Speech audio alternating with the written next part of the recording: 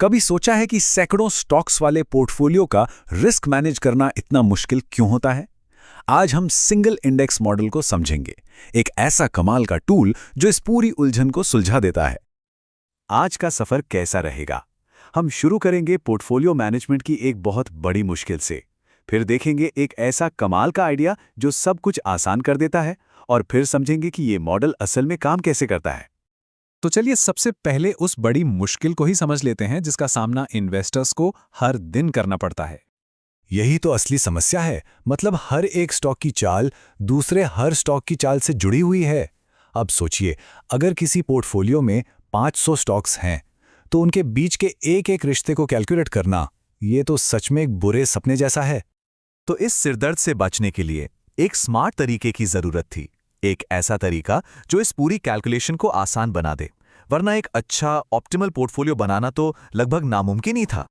तो क्या हो अगर इस पूरी उलझन को सुलझाने के लिए एक बहुत ही सीधा साधा लेकिन जबरदस्त आइडिया हो? बस यहीं से वो सोच निकल कर आई जिसने सब कुछ बदल दिया। और ये है वो मेन आइडिया।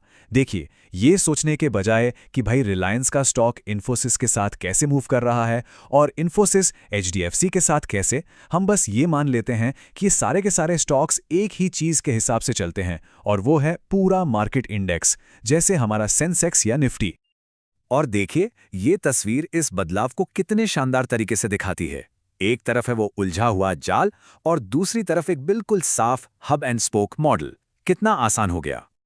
चलिए अब देखते हैं कि ये आइडिया एक प्रैक्टिकल टूल में कैसे बदलता है। हाँ, थोड़ा गणित जैसा लग सकता है, लेकिन घबराने की कोई बात नहीं है। हम शुरुआत करेंगे एक ऐसे फॉर्मूले से जो हम सब ने स्कूल में पढ़ा है। याद है स्कूल में मैथ्स की क्लास? एक सीधी लाइन का ये सिंपल सा फॉर्मूला तो सबको याद ही होगा। अब देखिए, सिंगल इंडेक्स मॉडल का फॉर्मूला भी बिल्कुल वैसा ही दिखता है, और हम इसे भी उतनी ही आसानी से एक एक करके समझ सकते हैं। सबसे पहले है RI। इसका सीधा सा मतलब है उस स्टॉक का रिटर्न जिसके बारे में हम बात कर रहे हैं। फिर है R, ये है पूरे बाजार का रिटर्न, मतलब सेंसेक्स या निफ्टी का रिटर्न। इसे हम अपना मेन रेफरेंस पॉइंट मानकर चलते हैं। अब आता है बीटा। ये बिल्कुल उस लाइन के M या ढलान की तरह है। ये हमें बताता है कि कोई स्टॉक बाजार के उतार चढ़ाव पर कितना रिएक्ट करता है। मतलब जब मार्केट ऊपर नीचे होता है तो वो स्टॉक उससे ज्यादा तेजी से भागता है या कम। और अल्फा है उस लाइन के C जैसा, यानी इंटरसेप्ट। ये स्टॉक के प्रदर्शन का वो हिस्सा है जिसका मार्केट से कोई लेना देना नहीं। ये वो एक्स्ट्रा रिटर्न है जो स्टॉक अपनी खुद की वजहों से कमाता है। और आखिर में आता है एप्सिलॉन। इसे आप एक तरह का शोर समझ सकते हैं। मतलब कंपनी से जुड़ी वो सारी अचानक होने वाली बातें जिनकी भविष्यवाणी मॉडल नहीं कर सकता। जैसे मान लीजिए किसी दवा कंपनी का ट्रायल अचानक पास हो गया, या किसी कंपनी के सीईओ ने अचानक इस्तीफा दे दिया। तो सवाल ये है कि ये फॉर्मूला इतना काम का क्यों है?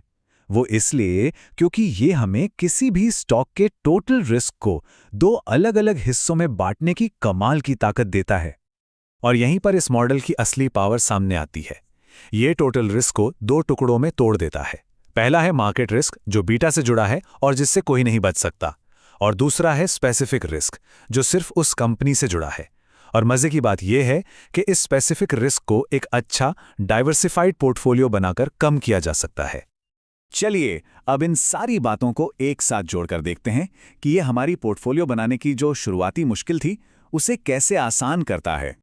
अब इस मॉडल के आउटपुट का इस्तेमाल करके हम बहुत ही आसानी से अपने पूरे पोर्टफोलियो का अल्फा यानी उसका अनुमानित प्रदर्शन और उसका बीटा यानी मार्केट के हिसाब से उसकी सेंसिटिविटी कैलकुलेट कर सकते हैं, और वो भी बहुत सिंपल मैथ से। तो कुल मिला के बात यह है कि अब हमारे पास एक साफ सुथरी स्टेप बाय स्टेप प्रोसेस है। ये हमें उस बुरे सपने से बचाती है जहां हर एक स्टॉक का दूसरे स्टॉक से रिश्ता कैलकुलेट करना पड़ता था। ये मॉडल पोर्टफोलियो बनाने के तरीके को पूरी तरह से बदल देता है, और ये हमें एक बहुत ही दिलचस्प सवाल कर लाके छोड़ता है।